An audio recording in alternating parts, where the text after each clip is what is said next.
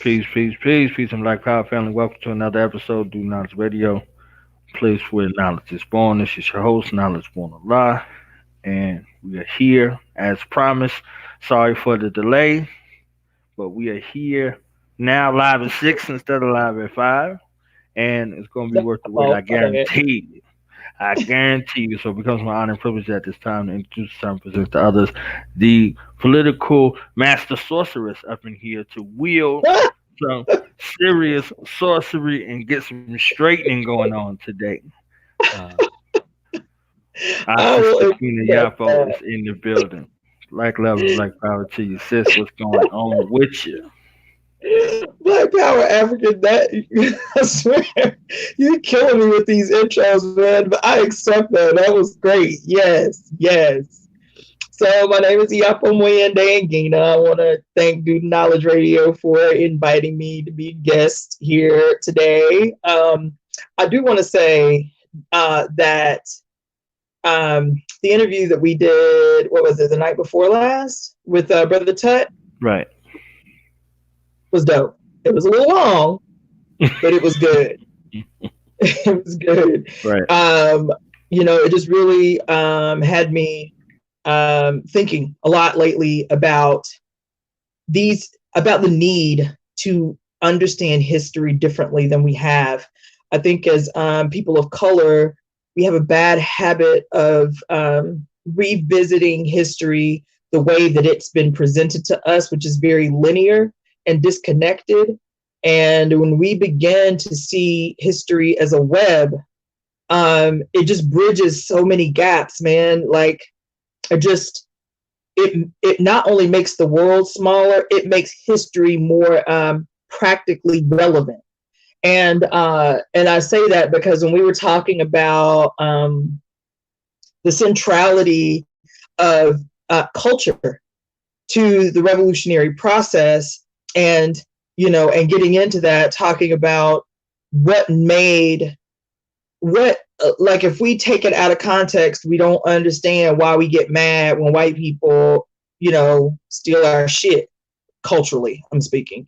Like when we get mad, quote, get mad when Eminems and Timberlakes and whatever, and Elvises and Kenny G's and whatever white boy it is at the moment, or white girl for that matter, it is at the moment, that comes up huge off the backs of African culture. We get mad, but we can't politically articulate why we mad. And a thorough understanding of history helps us to articulate why we mad. So I just appreciated that interview because so much came out of it. So much more came out of it than just, the importance of an RBG festival, the importance of revolutionary culture, which is all important. But baby, history is the secret weapon. History is the magic potion. History is the thing. History. What is it? What did Malcolm say? History is best rewards all Best research. qualified and most attractive to reward our research.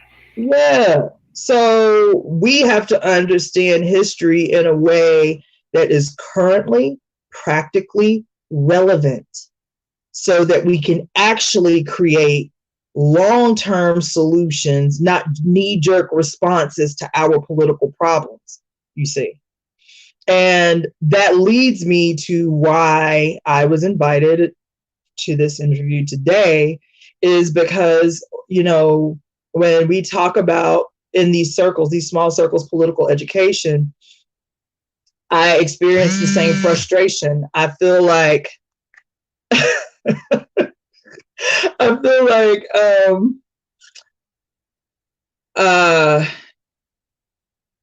there's a way, again, that we attempt to very rigidly and dogmatically apply some historical content that's not in a very mechanical way, right? So when we do political education, and this is just my personal experience, I may be off base. Somebody can call in or text into the show and be like, no, we don't do it like that. And that's cool. I'm just telling you having been an organizer for 20 plus years, my experience has been this very rigid, undialectical, dogmatic way with which we approach the application of information. When we acquire knowledge, it is just the acquisition of information. We have yet en masse to create a process where the acquisition of knowledge becomes a mechanism for the implementation of wisdom. Do you understand what I'm saying? And so we know a lot of shit, but we haven't done the practical work that helps to transform what we know into something that's now been tested in the real world, or tested in the work, or what have you, tested in our relationships. Well, does this ideology work? Does it serve me? Or is it just some shit I know? Right? And so when I talk about history being a web that is able to currently serve us, right? If we understand how not to implement it dogmatically, history is just a teacher, right? It doesn't mean that because we did it this way 2,000 years ago, we have to do it exactly the same way today. We are evolutionary creatures. The earth is an evolutionary process. Our existence here is a process of evolution. But what happens is we become opposed to evolution, right? And so we get stuck on this wheel that doesn't allow us to go forward, because we stay stuck in dogma. We stay stuck in this mechanical way that we try to do things. And, far be it from me, Bruce Lee said, be like water. That is not dogmatic. You understand? That is not rigid. That's not mechanical. It means that every situation is going to require you to use all of the knowledge that you have acquired to figure out how to fit in that situation, how to solve problems in any given particular situation. So that's why political education is direly important. That's why. It's not enough to be watching YouTube videos. That's not to say it's wrong. It's not to say it's incorrect. That's not to say that you can't learn a lot from documentaries and presentations and lectures. How do you take what you learn from those mediums and apply it? How do you test what you've learned in the real world to understand for your own personal self? Is it useful? Is it not useful? How do I apply it in a way that it works for me? So, getting into this political education that we're doing today, I posted it online. Knowledge Born Allah posted it as well. I think Tutmos posted it as well. Right. It's called Combat Liberalism. And if people are watching and people have access to it, if you don't, I think it's you can just Google it. Combat Liberalism, and it's the first thing that comes up. It's a PDF of a speech made by Mao Zedong in 1937, almost 100 years ago. But when we read it, you'll be like, damn, he could have wrote this joint yesterday. Okay? And the reason that's important is because here they are in the height of revolutionary struggle when he makes this presentation. They're in a fight for a communist China, for a liberated China. You understand? And they were having the same problems that we got today. They were having the same issues among the group of revolutionaries that we have today. And this was an attempt, a struggle to identify those problems, the kind of impact that those struggles could have on the work and the outcome of their collective vision, and how to resolve them, right?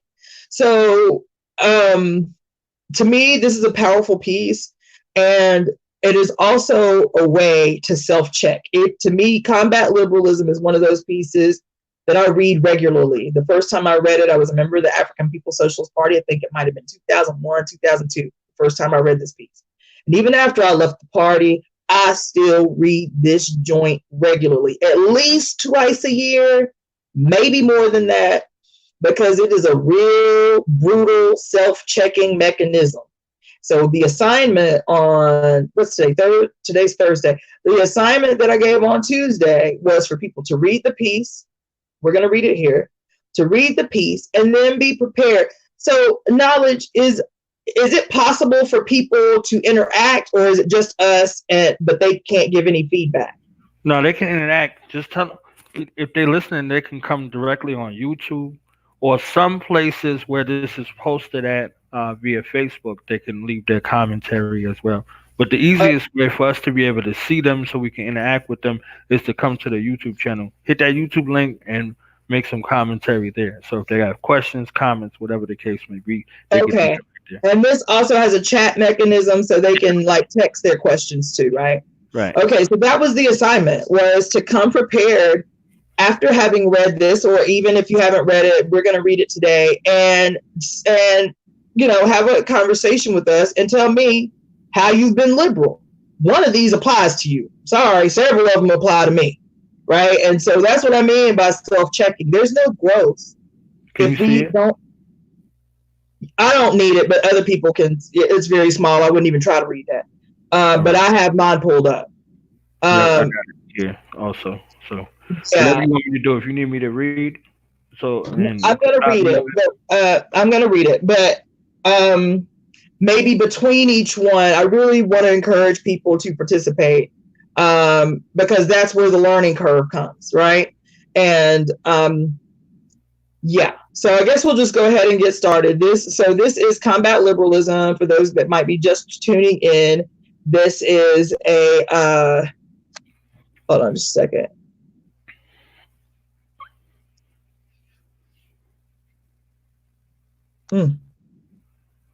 And my phone has been acting up so bad lately.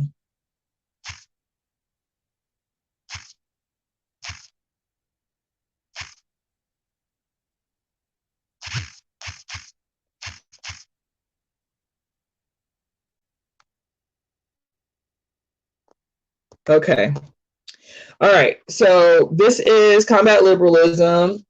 Like I said, you can just Google combat liberalism by Mao Zedong, or just combat liberalism. It was the first PDF that came up.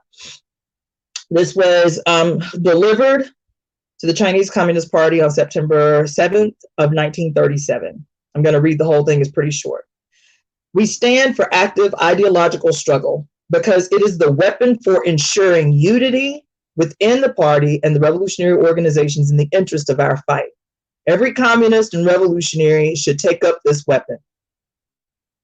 But liberalism rejects ideological struggle and stands for unprincipled peace, thus giving rise to a decadent Philistine attitude and bringing about political degeneration in certain units and individuals in the party and the revolutionary organizations. Liberalism manifests itself in various ways.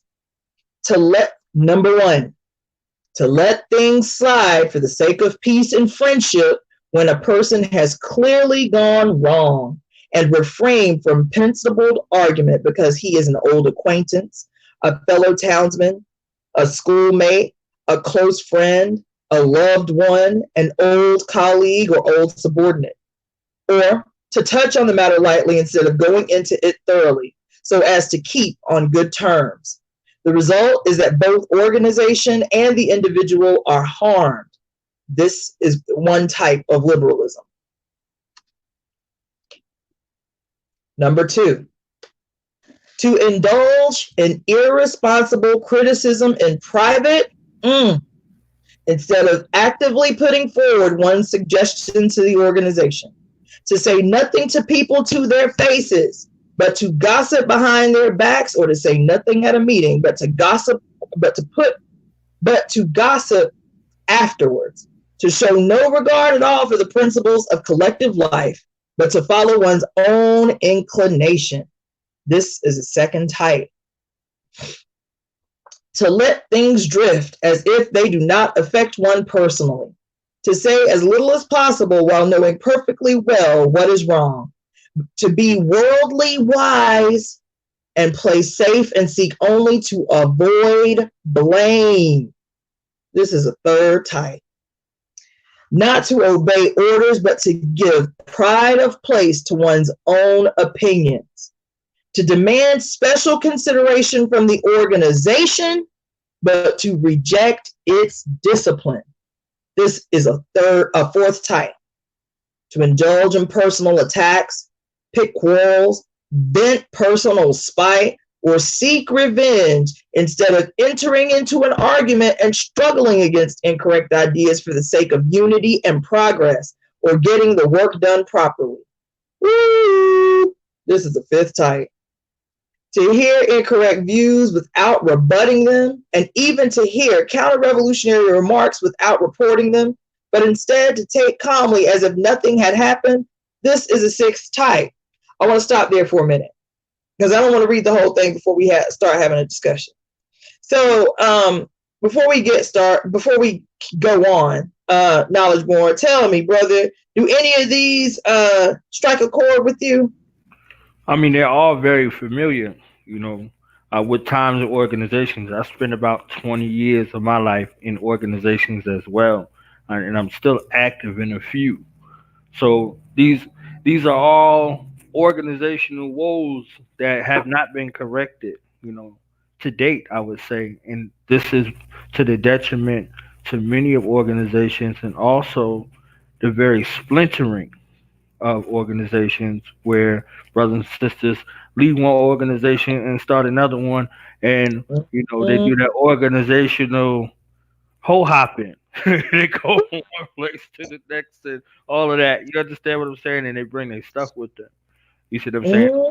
If it was the organization, it would be the organization. But sometimes it's us, and we have to take personal accountability and responsibility for that and work through those particular issues.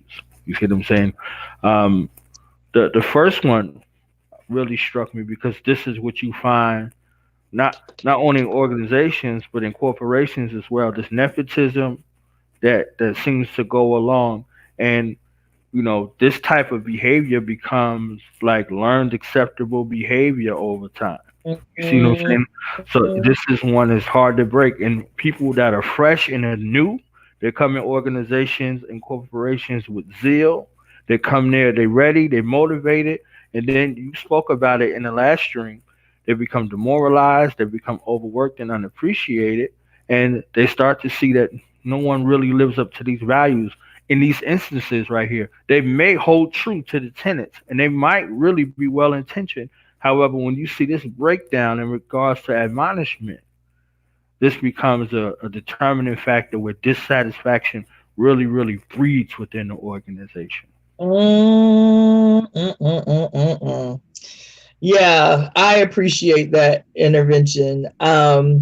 Yeah, and that's what I mean by like the practical application of political education, because this particular piece is really talking about revolutionary organization of the party, but we can see how these tendencies exist within every facet of society. When we went over this piece when I was leading the committee to organize the Black Power Awards, we went over this piece and everybody was like, "Yo, oh my God, this is the hood. This is Right. the hood. Like if we could just teach how to use these principles to resolve conflict in the hood." It was between this piece Right. and criticism and self-criticism. If we could just teach people in the hood, man, we could make moves. Like we should be teaching this to every Black person from kindergarten on. Right. And so people automatically saw the importance of this piece in their even in their own behavior. So when I talk about the homework assignment being be prepared to say how you yourself have been liberal, I'm guilty of number one. I have been. I have been guilty of number one in the past on several occasions. I'm the peacekeeper. You understand? Right. I like for people to get along and for the energy to be happy and stuff, right? And Right. so when we were using this piece on that committee, it became necessary to revisit the piece because you have on this committee, there were 22 people from extremely different walks of life. Wabians on the committee and Hebrew Israelites on the committee and Baptist Christians on the committee and wealthy people and people from sororities and fraternities. It was like a really huge, scattered representation of where we are as Black people in the society. And shit came up in that committee. And as the leadership of that committee, you're stressed, you're trying to organize this event, and you're trying to keep the unity one, trying to keep the will to make the work happen. Because you're asking a bunch of people to do this shit for free, right? How do you keep people on the same page? How do you keep them one to the vision? How do you keep their own personal ideologies from infecting the work? Right. Because that's the problem with Black folks in particular. I ain't saying exclusively, but we get so caught up on our own individual ideology that we lose sight of the collective wrong view, right? So we get caught up in, conscious battle rapping around, Hebrew Israelite stuff and the Wapian stuff, or whoever, I'm APSP and I'm, AAPRP and we don't fuck with them dudes over there and that kind of mess. But if we have the same collective worldview, which is sovereignty, then how do we use the political education to keep political unity in place so that we can actually win some things for our people, right? And so this piece was really helpful because I'm telling you, there were saboteurs on the committee. Understand? How do you keep the energy upbeat when you know somebody is consciously trying to sabotage your work? You understand? The political education helps you to do that, right? You ain't gotta go to war with somebody. You can just put on Front Street. It'll come out. Right. Yeah. It'll come right out of them. And I ain't have to kick nobody off the committee. The people who ain't have no business on the committee never showed back up. Right. You see. And that's what I mean when I'm talking about the practical application of political education, yo. Like, it changes things. It solves problems in the real world. And so anyway, yeah, I've been guilty of number one because I do, for lack of a better phrase, want us all to get along. Like, I like us. You understand what I'm saying? Like, I love the different flavors of us. But it becomes a detriment when you are not, it becomes liberalism when you know somebody is wrong and you, for fear of losing a relationship, for fear of hurting their feelings, you do not pull them aside in a meeting and say, this was incorrect. This can't happen. How do we move forward from this in a way that you are still one to the work, but we can be assured that you're not going to engage in this kind of shit again, right? So it does require a certain level of finesse, but I feel like the thing that helps to do that is to keep, again, the vision forward. If you keep the vision in the front, then it's harder for people to take personally a criticism that is made out of love and out of, collective unity personally. You see what I'm saying? So anyway, yeah. And then the other one that I thought was really important and that I see happen a lot inside organization is the second one about indulging in irresponsible criticism in private. To say nothing to people to their faces, but to gossip behind their backs. That's real life. That's just across the board, everywhere. Churches, organizations, communities, neighborhoods, families. All of it, right. Every facet of life. And the reason that this piece is so important is because he recognizes that these types of principle, these types of liberalism represent serious weak spots that make it easy for infiltration. Right? Not only does it corrode unity, not only does it, pave the road for demoralization, but it opens up these weaknesses that exist in your organization that make it easy for infiltration. So anyway, we can keep going. And let me know if anybody chimes in. Okay, so next, to be among the, this is a good one. Ooh.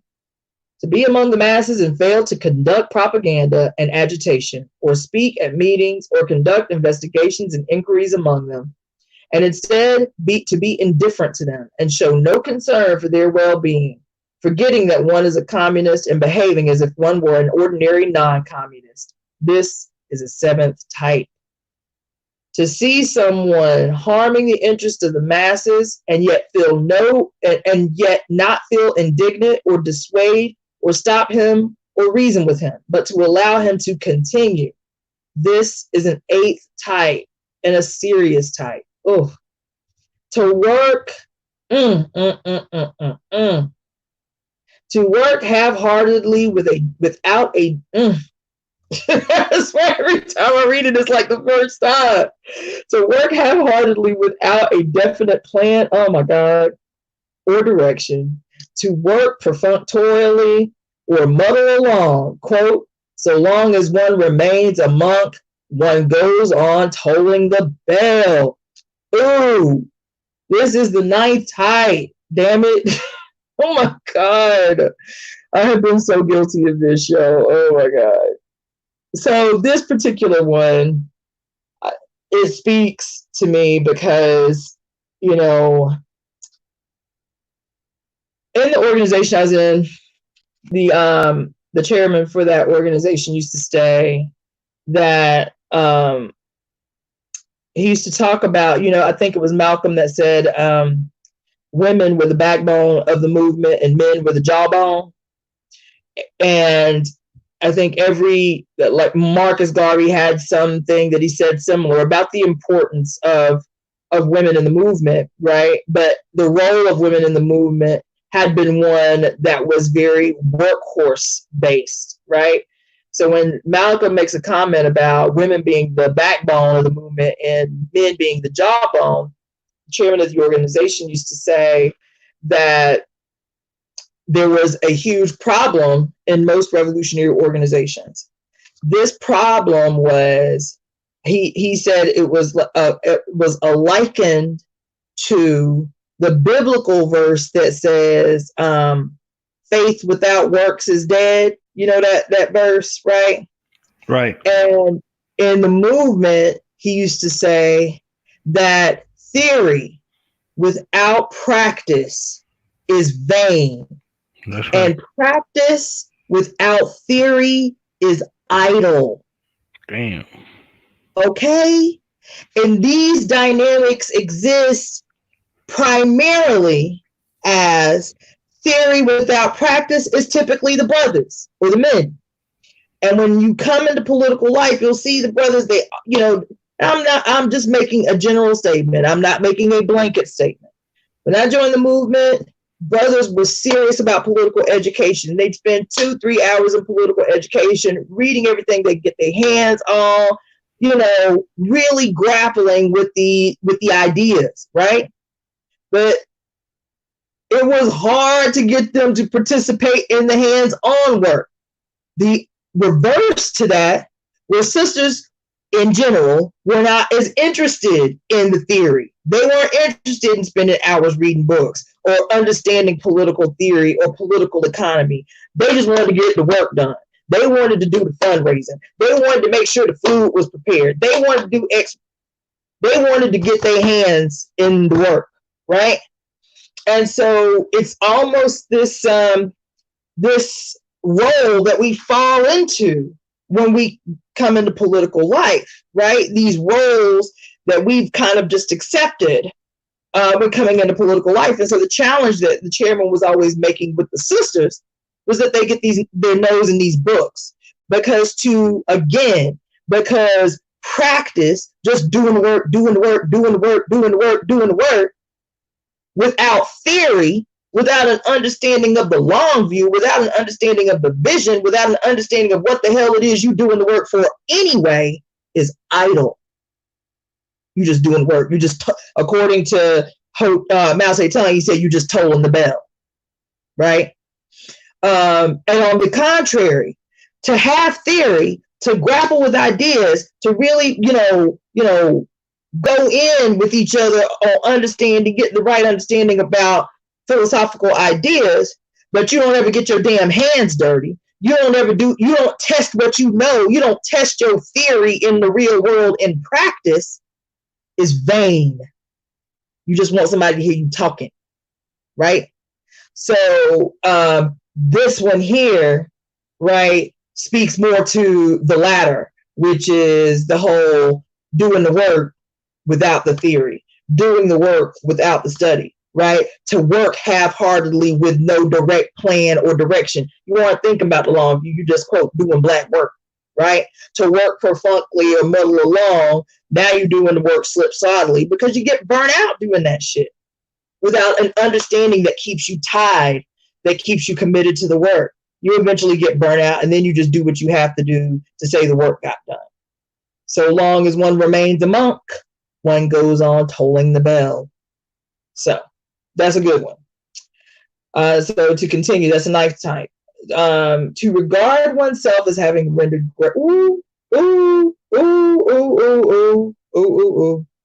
to regard oneself as having rendered great service to the revolution, to pride oneself on being a veteran, to disdain minor assignments while being quite unequal to major tasks, to be slipshod in work and slack in study. This is a 10th type. I told you this piece is a burner. Anyway, to be aware of one's own mistakes. Was No, that you ain't that right. my toe? Was that my Huh? toe? Was that my toe you stepped on? My toe. What is the old saying? It's the hit dog that yells. Right, right. Just so. So anyway, to be aware of one's own mistakes, yet to Before make we get to that, no I don't want to leave attempt. the last point. Is that possible? I think that. Hell no, it's not possible. Oh, my bad. I don't want no trouble. Yeah, don't tell on yourself. I want Anyway. to. I know, like internally, that's an issue, and I think that is something that's bred also. You see what I'm saying? Because Oh a yeah. certain regard, because these all kind of meld together. Like the first point starts off, and then you get to see why. You see what I'm saying? So they like, oh, well, I've been doing this work before you, when you was in Mhm. diapers or before you were born, like that kind of, like as soon as you start talking that, some bullshit is coming right after that. You understand what I'm saying? So when you don't have that, that becomes a frustration between this whole thing. You see what I'm saying? And you could go back to the Willie Lynch letter and see the ageism. You see what I'm saying? When you see the ageism, so people Mhm. coming in and they're like, "Oh, you talking about brother such and such or sister such and such? Oh, that's an Mhm. icon, that's a legend, blah blah blah, and this and that and that and this." When the shit don't make sense, it don't make sense. You understand what I'm saying? And if it's wrong, it's wrong. Like these things don't go nowhere. But Right. you can title it away. You can you know whatever particular post or time and experience and blah blah blah and all that past some shit that is wrong. It's just wrong. You understand what I'm saying? And this becomes the discord again and the functional breakdown. These all of the things, like you said, least susceptible to infiltration and the breakdown of the organization. Period. The morale Yeah. of the people are very important because it's a few within a few within a few that actually do anything. You see what I'm Yeah. saying? So then if you Yeah. like you go tell a sister, you see like I'm doing all this work, blah blah blah, and this. You tell the brother, I'm doing all this, blah blah blah. You see what I'm saying?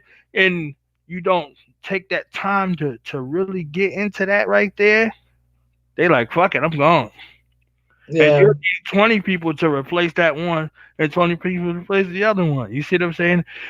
Because these are the work ethics that you have to breed. These are the things that you have to break down, and everything has to be purposeful. You see what I'm saying? Purposeful, and then there has to be some kind of reward and punishment system put in place to recognize those who work and admonish those who don't fucking work. You see what I'm saying? As a collective, it has to be there. So if you're talking about this from a political standpoint and tied it into nation building, this comes very, very critical.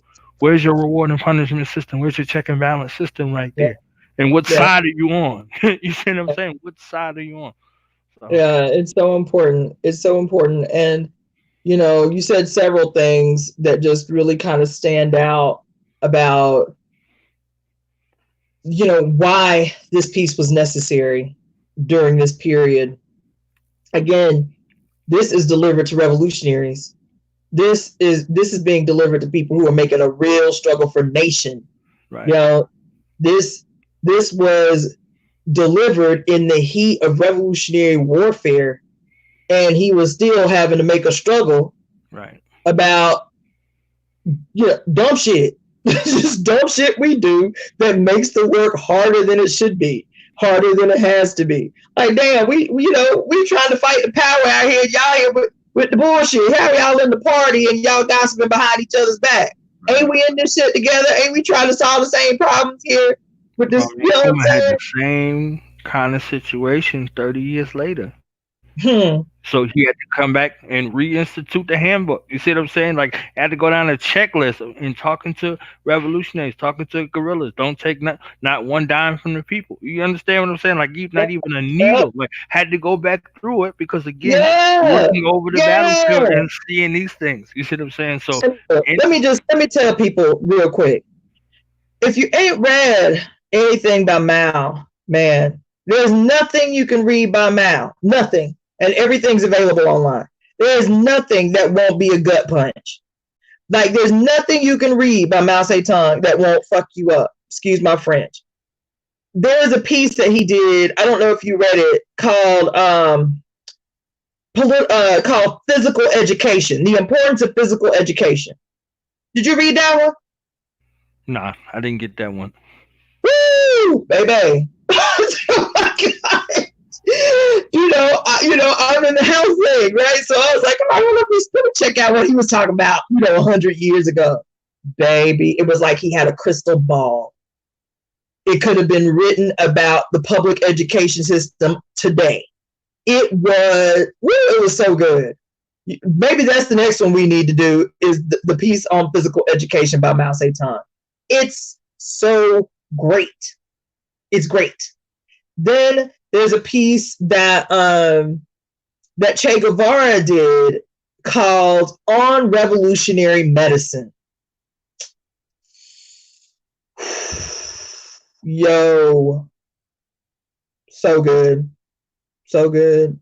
So good. It was really like one of the primary motivating pieces while I was in medical school. Like, it just really challenges us to have a spirit of revolutionary humility in whatever skills we bring to the table. And man, that piece was vicious. It's a little lengthy, but it was amazing. It was amazing. Amazing. Anyway, I digress. But yeah, these were real life issues that the party was attempting to solve in the process of seizing power, right? And they had the same problems we got in the neighborhoods. You know what I'm saying? They have this, the Viet Cong, when Ho Chi Minh delivered the speech on the disease, he said the primary disease confronting the new and emerging Vietnamese is the fear of responsibility. Woo, that piece is gangster. You understand? And I'll digress a little more. That piece, when we made a call for the Black Power Committee, the Black Power Awards Committee, and we had all these people. Initially, I think we had 38 people who stepped forward to be on the committee, but we had a solid 22 who actually fully committed to the work. But the first 2-3 weeks of committee meetings, I couldn't get a single person to take on leadership of any of the subcommittees. We needed a media liaison. We needed, on the ground organizer. We needed XY. We had all these committees that we needed people to take ownership of, and nobody was stepping forward, right? So on the third meeting, I said, okay, the political education is the disease, the fear of responsibility. Everybody needs to read it before we come to the meeting. We're going to discuss it for about 10, 15 minutes at the head of the meeting, and then we're going to move on with the meeting. By the end of that meeting, all my committee chairs were filled. That was 12 subcommittees filled after one meeting of a political education. That is the practical application of a political education. That's how you use theory to solve real world problems, you see. And then we move forward like a steamroller after that, you know. Yeah, it was a really exciting piece of work, man. It really, really was.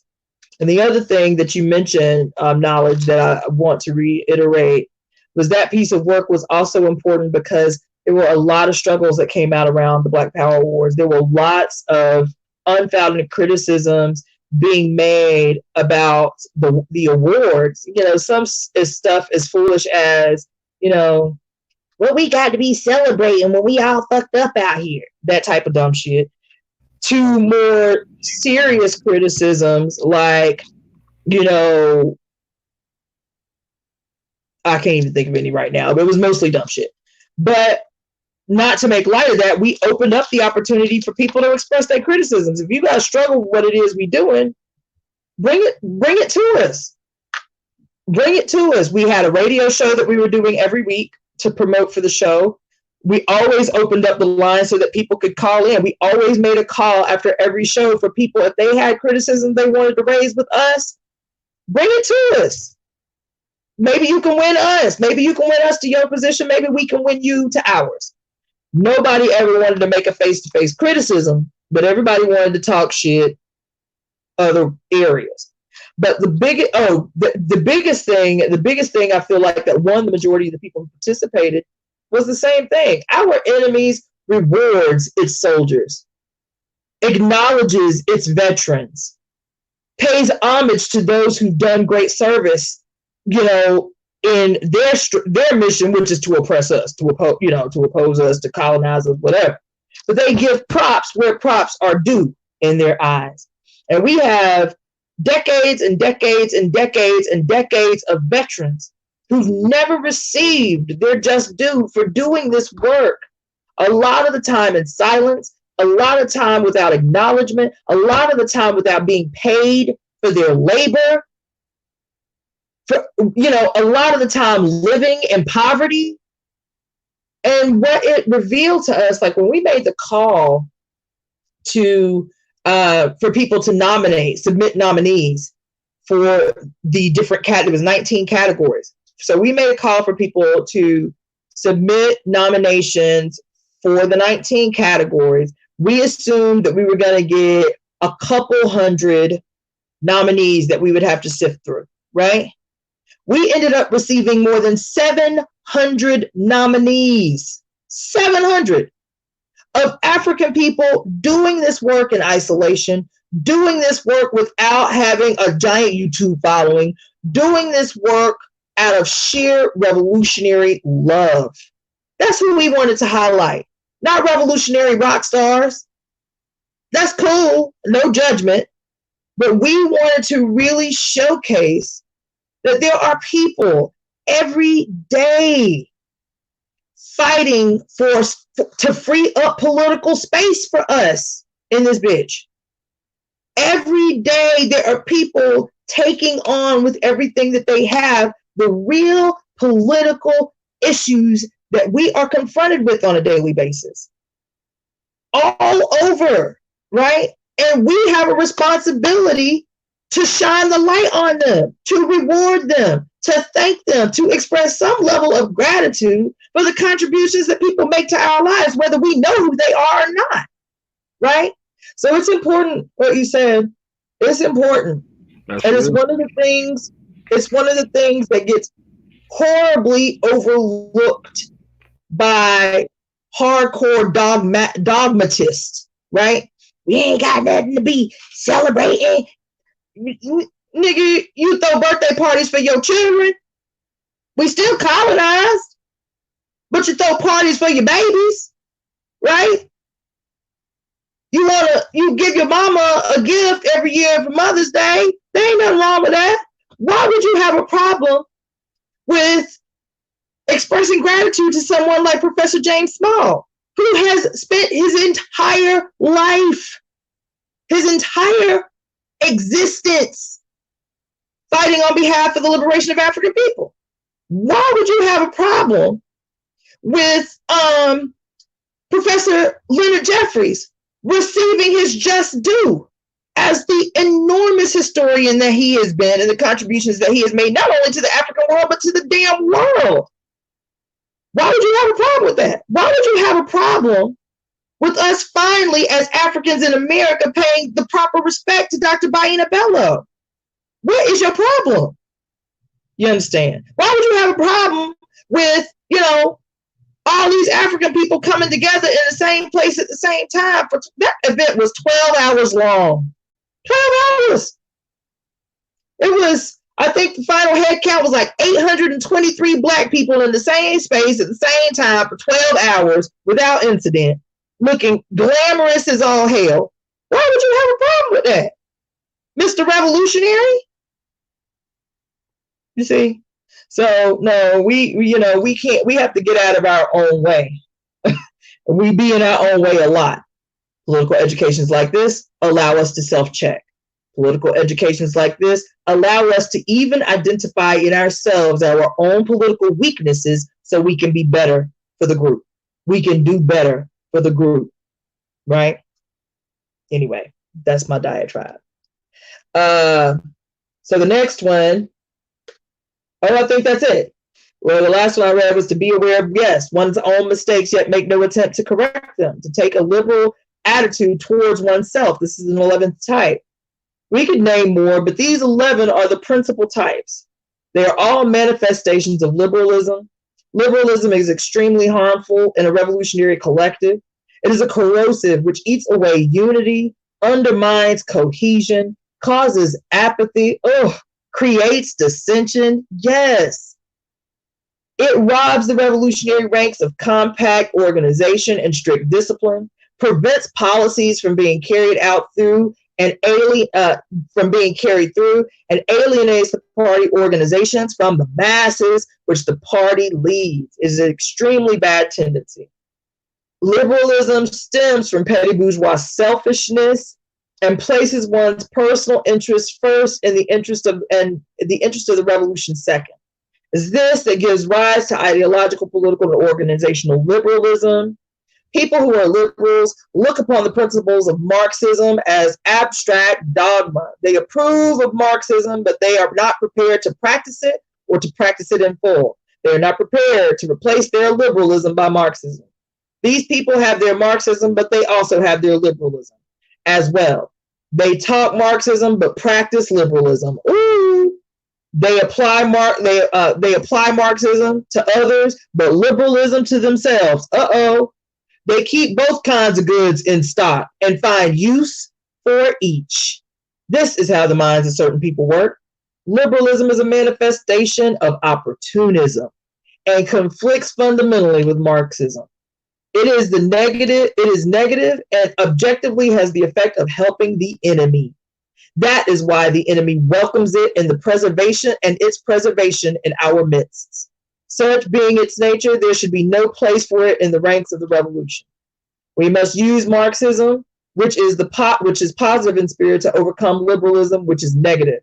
A communist should have largeness of mind, and he should be staunch and active, looking upon the interest of the revolution as his very life, and subordinating his personal interests to those of the revolution. Always and everywhere, he should adhere to the principle and wage a tireless struggle against all incorrect ideas and actions, so as to consolidate the collective life of the party and to strengthen the ties between the party and the masses. He should be more concerned about the party and the masses than any private person, and more concerned about others than about himself. Only thus can he be considered a true communist. All loyal, honest, and active and upright communists must unite to oppose liberal tendencies shown by certain people among us and set them on the right path. This is one of the tasks on our ideological front. And that is the end of that selective work by Mao Zedong. So, any feedback?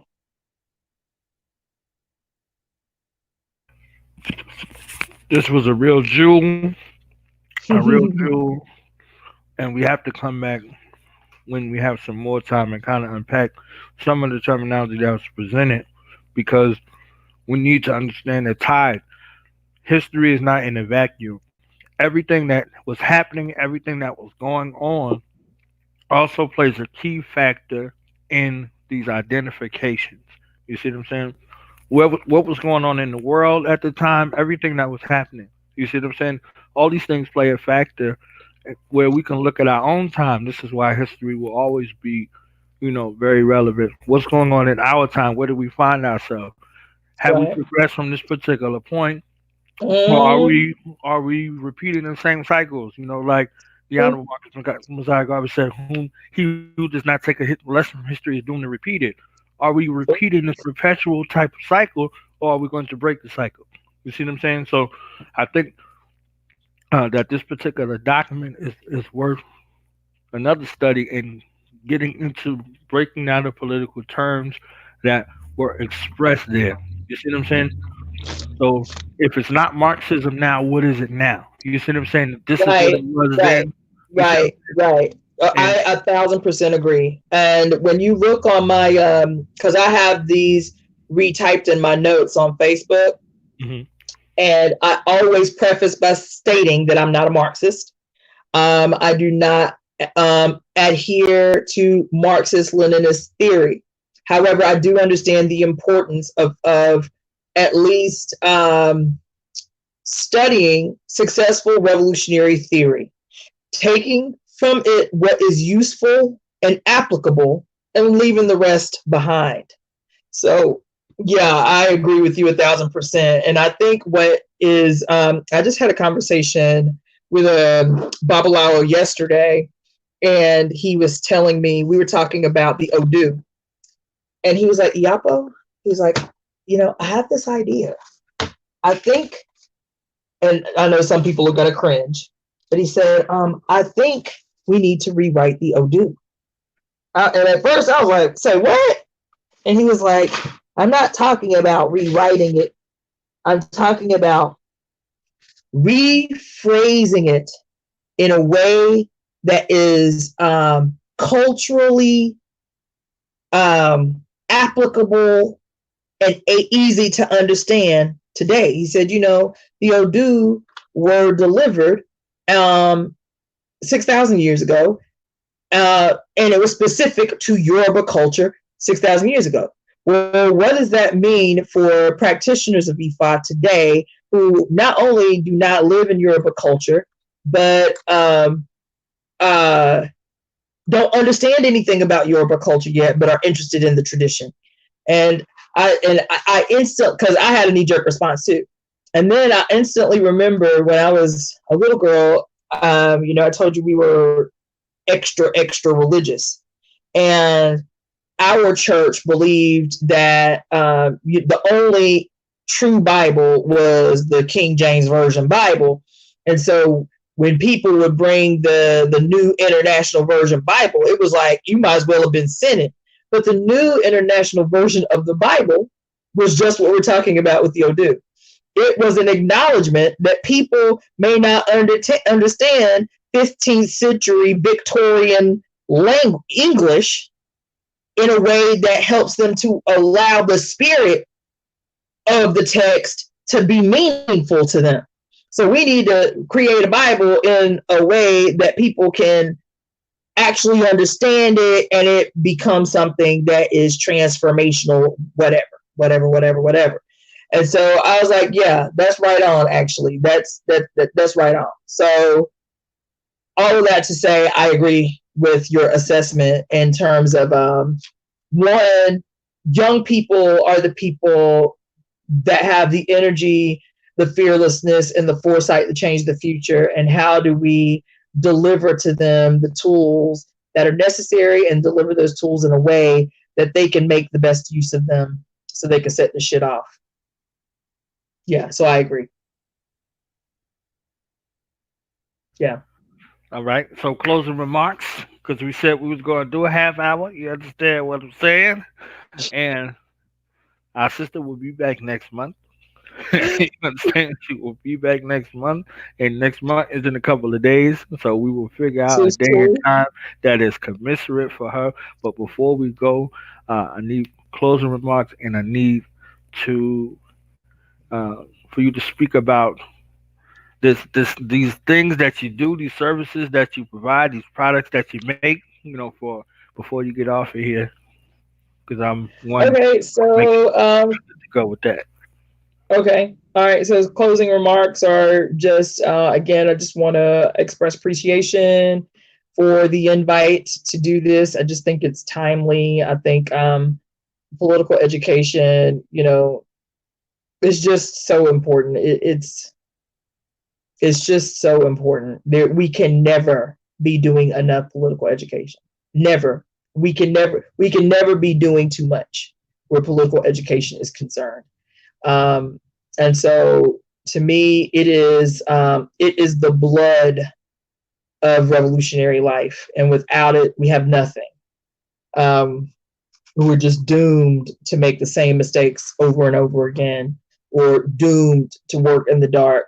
So yeah, I just appreciate it, and I appreciate the understanding of how necessary it is to be engaged in regular political education. And so I'm down to help, whenever and however I can on that. In terms of stuff that I do, um, so I make jewelry. I have a lot of revolutionary jewelry I've been working on. So these are my newest pieces. I haven't drilled them yet, but I don't know if you can see that. And I'm trying to see if I need to place something behind it so you can see. But anyway, so this symbol here is an Adinkra symbol that means faith or trust in God. And so I have those in like the beautiful purple or the RBG. Those are going to be earrings, right? And so that's part of what I do. I have a business that I've been running as Moyende Creations for a long time, since like 2005. And that's just revolutionary, culturally conscious jewelry. If you're interested in that, you can go to my Etsy page, which is functioning as my website. It's etsy.com/shop// Moyende Creations. That's Moyende Creations with a K. And I'm also Moyende Creations on Facebook, Instagram, and Twitter. You can either, on those three social medias, it's mostly Moyende Creations, but you can also look up Iyapo, Iyapo. Then I have another objective that I've been putting off for quite some time. This is a self-criticism, which is to finally get my license to practice medicine in the state of California. So my ambition is to take my boards and have my license in hand by the 1st of July. So I will keep you guys posted on that, and hopefully you can hold me accountable, because I've been putting it off for a very, very, very long time. Yeah. So anyway, that's pretty much it. And then maybe, because like the politics is great. I love political life. I love political theory, but my bag is health and wellness. So it'd be nice sometime to like switch hats and do a Hey, show hey, that's let's go. Show them talent, show them skills, show that multitude, so they don't think I'm just making this stuff up when I announce you. You understand what I'm saying? But you can switch hats in all kind of ways here. Get them instruments out. You can do all that stuff. You understand what I'm saying? And if you need some I spiritual have a, guidance and some work done, she could do that also. You understand? So we need to highlight all of the skills, the multitude and multiplicity of skills that you have, so folks know where they fit in that regard. all right. Well, yeah, I don't know how soon I'll be pulling out the saxophone. That's been a long time, but the other stuff that's more currently relevant, I can do. I can do. That's the website right there on the screen. Y'all Uh, see yeah, that's dope. right there. Cool. Well, thank you That's for all your I have. time. Next month, what homework we got for next month? I think the next piece that we're going to do for political education is The Disease, The Fear of Responsibility by Ho Chi Minh. That one you cannot find online, so you'll have to go to my notes in Facebook. And I don't know how to access notes through the app. So I have to actually go into my notes through Facebook online, like, on the web.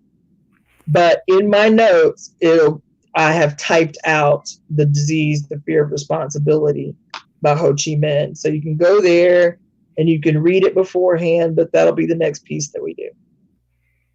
I'm gonna slide in some Robert F. Williams over there if we talking about Ho Chi Minh. Nice.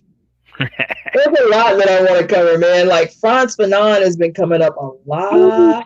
Yeah, yeah. Woo! So much lately. And you had been watching the reading on the book, The Great Cosmic Mother, Yes, Rediscovering the Religion of the Earth. yes. I just appreciated the fact that there were so many areas in that book that this woman, um, Chancellor Williams, and also Frantz Fanon, she references a lot in that book. Yeah, yeah. So, yeah, yeah. So political education. There's no shortage of stuff that we can cover. These that I'm giving out in the beginning, or what I say, are the ABCs of organization. They are the foundational, fundamental pieces of real practical, applicable, how to solve problems in your revolutionary organization joints. These are the joints. Now, there's stuff that's a lot more philosophical and a lot more theoretical and a lot deeper, but these are, to me, these are potent, prolific, pragmatic pieces that help you not only identify problems that have been longstanding problems in every revolutionary organization, but how to confront and overcome them. So yeah, the disease, the fear of responsibility, that joint is a game changer. That'll change your work. Yeah, that'll change your work. Anyway, So that's his all. next month. Next month. All right. Thank you for having me. Comrade George gave you a salute. You understand what I'm saying? Did, Yeah. Yeah. what did you say? I said, Comrade George, he gave you a salute over here. Oh, okay. That's what's up. I'll take that. I'm saying. I don't put him on sometimes. He start glowing. It could be dark in there. He glow the room like, what's going on? You Yeah, friend? yeah. So it's going down. That's what's up. All right, fam. We out of here. All right, Peace Black and Power. love. All right, Black Power. Peace.